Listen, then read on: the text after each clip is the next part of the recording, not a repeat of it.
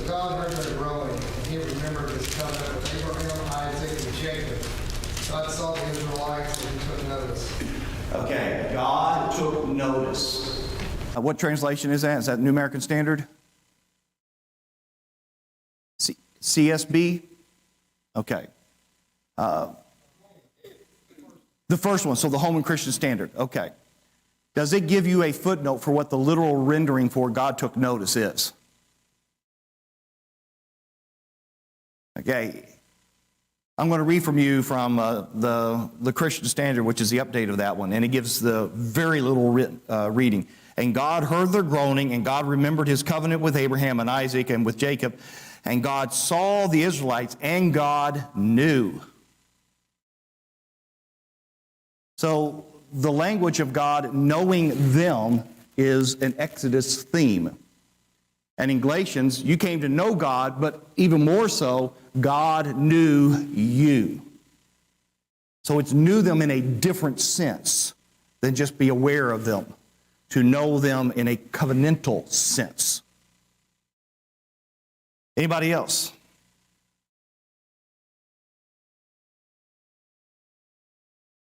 Okay, everybody turn to Exodus chapter 6.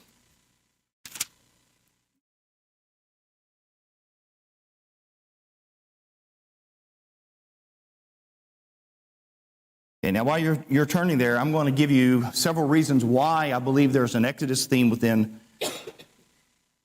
in Galatians. First of all, because the Exodus is undeniably one of the most prominent themes in the Old Testament, the other one being creation, and it is found throughout the New Testament and the Old Testament. Yes, Moses did speak to Pharaoh about this. You know, that's happened to everybody.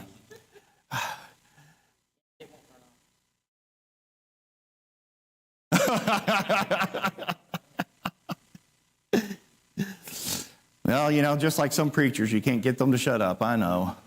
And even though you have Paul writing to Gentiles, that doesn't mean that he wouldn't use Old Testament themes, because how many books written to Gentiles quote the Old Testament? Every single one. The second reason why I believe there's an Exodus theme is what Charlie talked about earlier. The Galatians were making the same mistake that the Israelites were making, wanting to go back. A third reason is the Exodus is actually more about the covenant with Abraham, the promise to Abraham, than it is about the law of Moses. Because when God, and we won't take the time, feel free to make your devotional reading Exodus, when God talks about releasing them, he says, I remembered my covenant with Abraham, Isaac, and Jacob. And so the Exodus is actually more about that promise that God made to Abraham than it is to the law itself.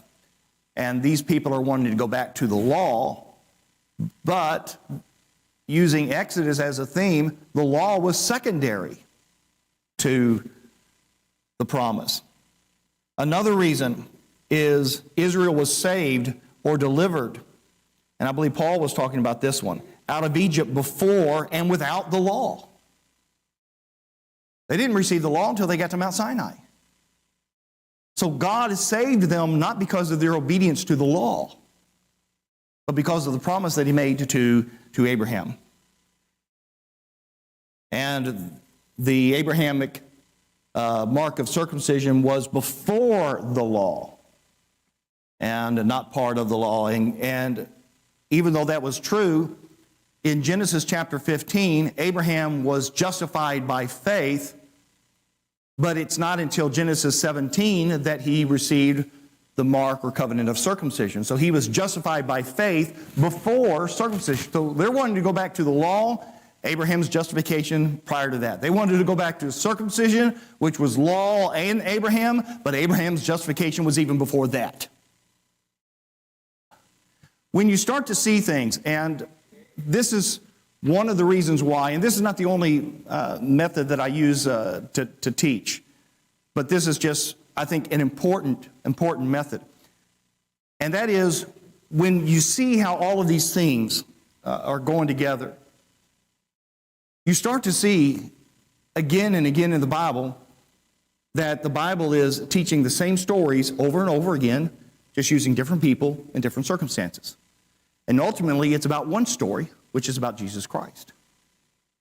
And so when we look at Galatians, we shouldn't just see something just totally connected or disconnected from the entire Bible.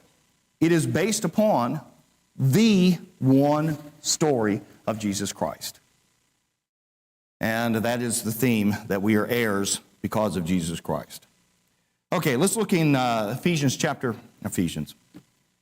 Exodus, they both begin with the letter E. That's the only excuse that I'm going to be able to give.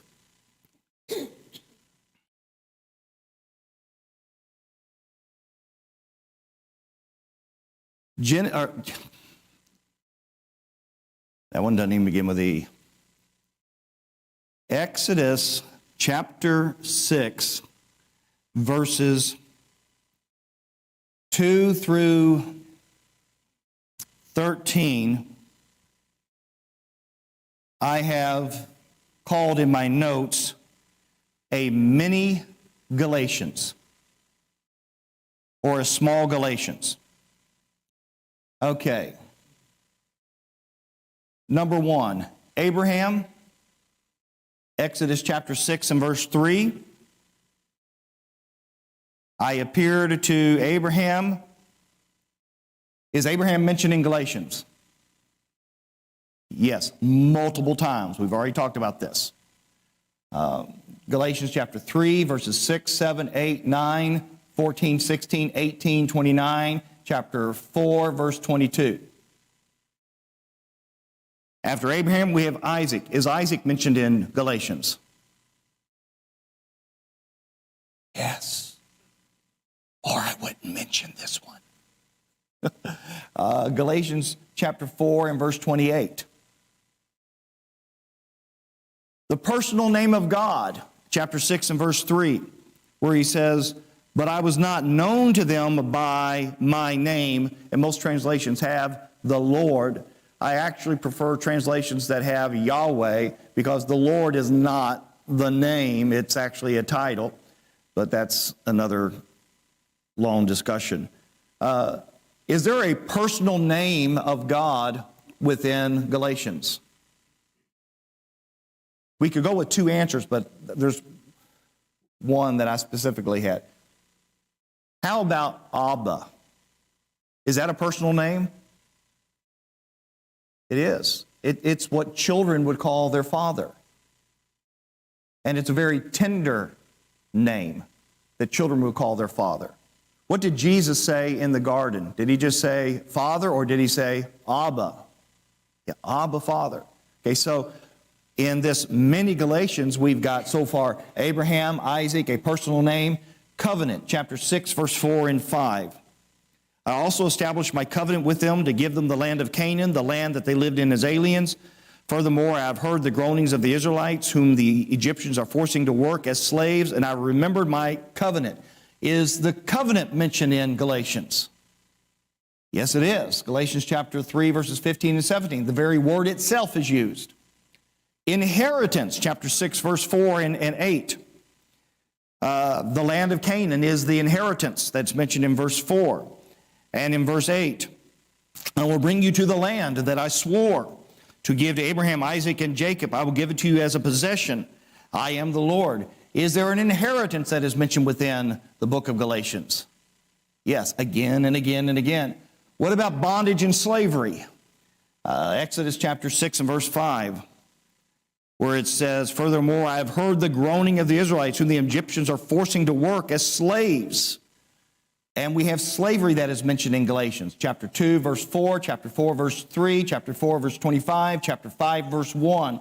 Rescue, Exodus 6 and verse 6.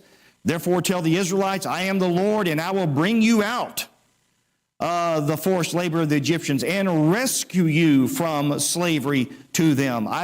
And rescue is mentioned in Galatians chapter 1, verse 4. Redeem, Exodus chapter 6 and verse 6. And I will redeem you, he said. And redeem is found in Galatians chapter 4 and verse 5. And know God, Exodus chapter 6 and verse 7, where it says, I will take you as my people and I will be your God. You will know that I am the Lord your God who brought you out of the land from forced labor of the Egyptians. And in Galatians chapter 4 verses 8 and 9, it talks about you came to know me, and even more importantly, I came to know you. And freedom, Exodus chapter 6 and verse 11, where it says, go tell Pharaoh, king of Egypt, to let the Israelites go from this land. And freedom or liberty, depending on your translation, is mentioned specifically in Galatians chapter 2, verse 4, chapter 4, verse 22, 23, 26, 30, 31, chapter 5, verse 1, chapter 5, verse 13. So Exodus chapter 6, at the very beginning, after Moses confronts Pharaoh, God is reiterating, I will do everything that I have said that I will do. And there are, at least that I found, 10 connections between Galatians and this small little section of Exodus. So if you weren't convinced yet that there is an Exodus connection, I really hope now you see, yeah, there is. And we should see Exodus and creation and try to find them in more and more and more places. Here's another one. Everybody turn to Galatians chapter 6.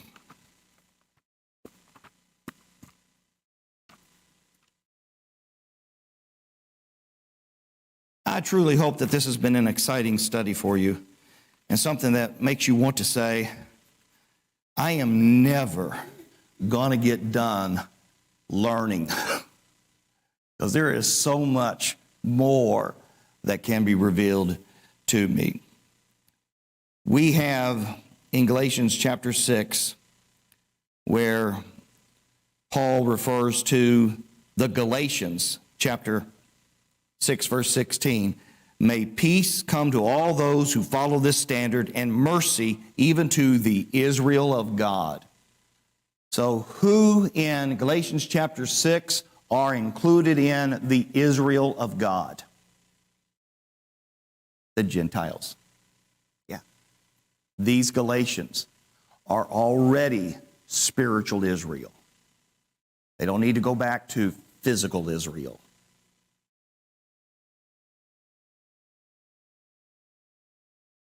Anybody got any others that they want to go over?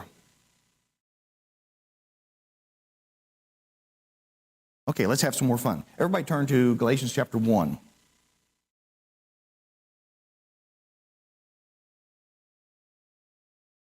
I believe verses 6 through 10 are Paul making a comparison to one of the most embarrassing scenes in all of the history of Israel.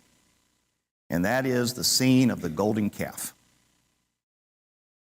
The scene of the golden calf is one of the most embarrassing pieces of history to the nation of Israel. One, we have, and I'm just going to go back and forth. And again, I'll print up any notes if you want me to. I sent them in a file if you want to connect that. Galatians chapter 1 and verse 6, I'm amazed that you are so quickly turning away from him. And in Exodus chapter 32 and verse 8, they quickly turned away. 2, turning to another which is not another. Galatians chapter 1 and verse 6. Another gospel which is not another gospel.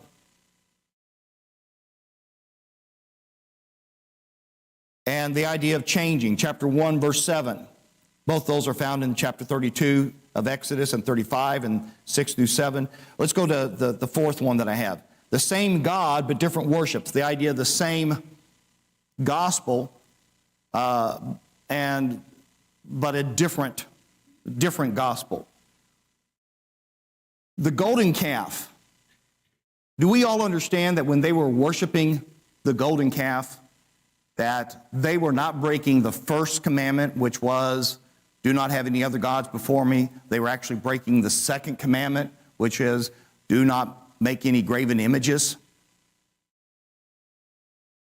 Okay, if that's not clear, okay, let's go back to Exodus chapter 32, and I'll show you why. Exodus chapter 32.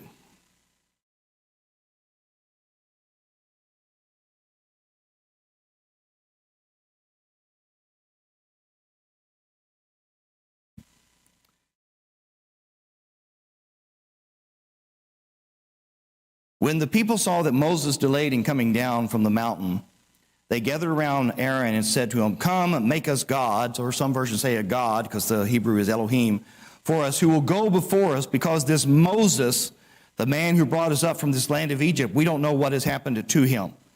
Okay, so they were putting Moses in a place that he really didn't belong.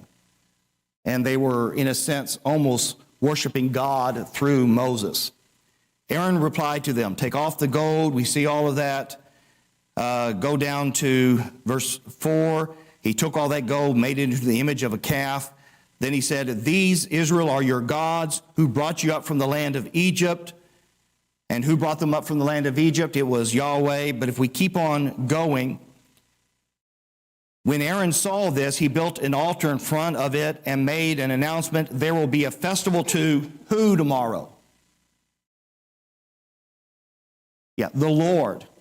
And in your Bibles, the word Lord is in small caps, correct? Okay. Yeah, they're all caps. But it's not... This is what I meant. It's not a capital L, small o, small r, small d. It's a capital L and what's called small cap O, small cap r, small cap d. Okay. Here, I'm drawing it on the board for everybody to see. That helped, right?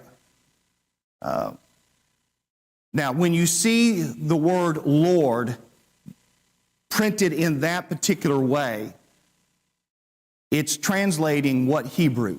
Anybody know? Yahweh, yes. The tetragrammaton, which is YHWH.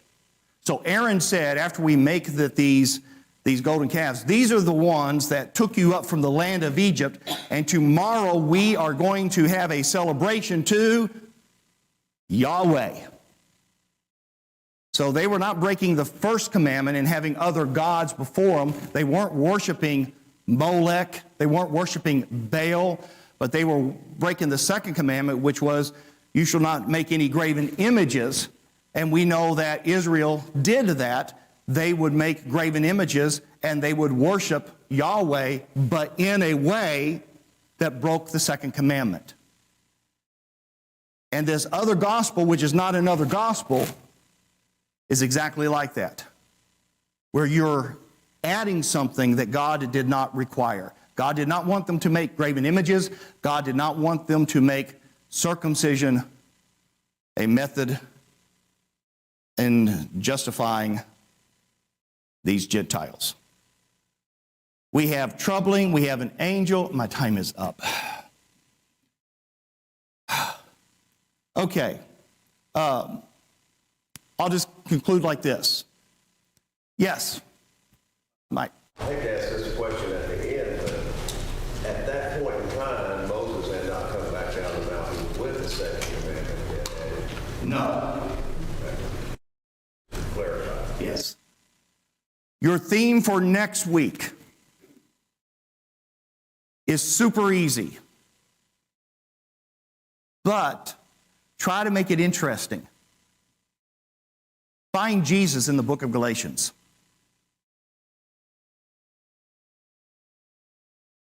Find Jesus. Because ultimately everything's about Jesus, right? Now I'm hoping all through this, I'm giving you the tools to interpret Galatians. So that when you read Some of these you go, oh, that's what they did in Exodus. Oh, that's what Israel did. They're making the same mistake. Now I understand why Paul is using this language. You so quickly did. You're doing exactly the same thing the Israelites did with the golden calf. How horrible was that? And now you're wanting to make the same mistake? Well, this is just one of the ways I like to study. And I hope that you're seeing how fun it is, but also instructive when we study the Word of God. Thank you very much. By the way, y'all did excellent.